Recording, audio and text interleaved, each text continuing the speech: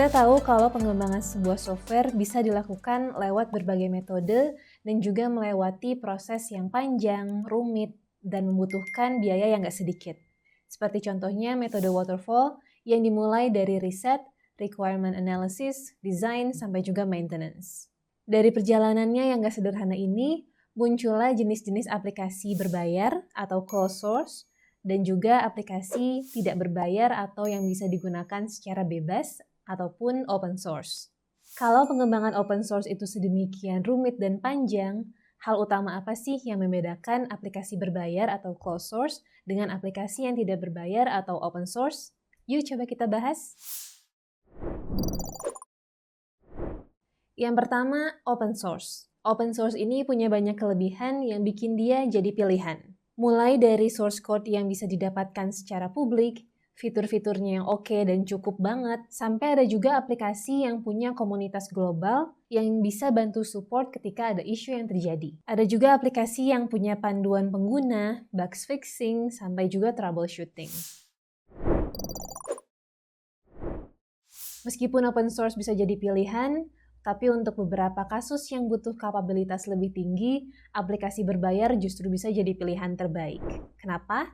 Pertama, karena skalabilitas. Aplikasi atau platform berbayar pastinya menawarkan kemampuan untuk perusahaan melakukan skalabilitas. Artinya, perusahaan bisa memanfaatkan teknologi ini seiring dengan pertumbuhan perusahaan yang makin besar dan pasti akan berakibat ke kebutuhan operasional, sistem, infrastruktur, dan keamanan yang makin meningkat juga. Yang kedua adalah technical support, dan ini yang jadi hal utama pembeda antara keduanya. Support dari para technical expert yang bisa membantu user memanfaatkan platform semaksimal mungkin. Contohnya dalam bentuk post-implementation support, customer service, help desk, training and consultation, atau juga 24/7 full support. Yang ketiga adalah security. Platform open source yang sifatnya terbuka ini memungkinkan semua orang untuk bisa mengakses source code-nya. Tapi di sisi lain, muncul celah keamanan yang bisa dieksploitasi oleh hacker.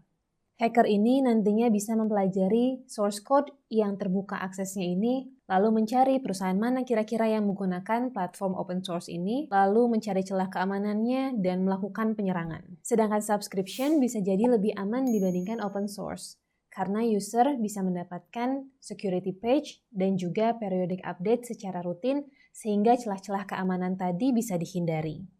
Kita coba lihat contoh platform WSO2. Mereka menyediakan solusi API management dan juga identity and access management dengan versi open source atau community dan juga versi subscription atau yang berbayar. Di versi community dan subscription ini WSO2 sama-sama memberikan fitur yang sama lengkapnya. Mulai dari API lifecycle, security, monitoring and analytics, sampai juga rate limiting dan throttling. Di versi community, user juga bisa langsung mendapatkan source code-nya yang dipublish secara publik oleh WSO2 di GitHub-nya WSO2.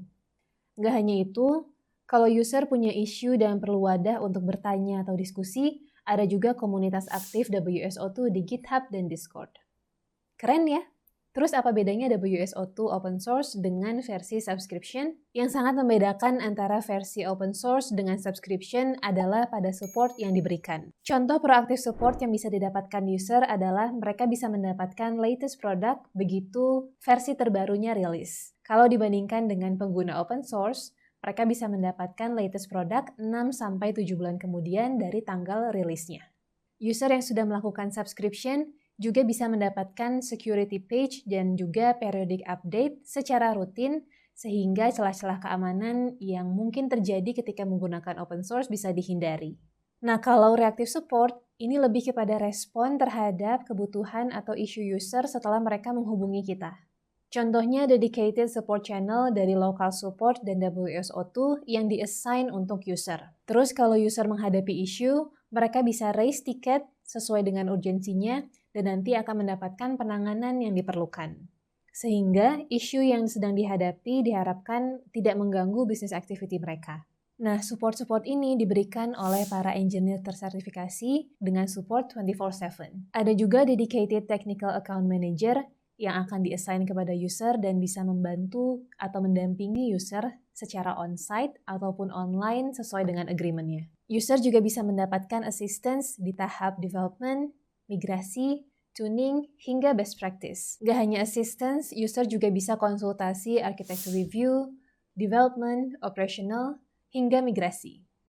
Kalau kita lihat di websitenya, WSO2 ini juga udah banyak banget digunakan oleh perusahaan dan organisasi across industries dan juga punya banyak success story dari para customer-nya. Kalau kamu pernah nggak pakai aplikasi yang versi open source dan juga versi subscription? Apa sih pengalaman yang paling membedakan antara keduanya? Dan sepadan nggak dengan harga yang dibayarkan? Coba share di kolom komentar yuk!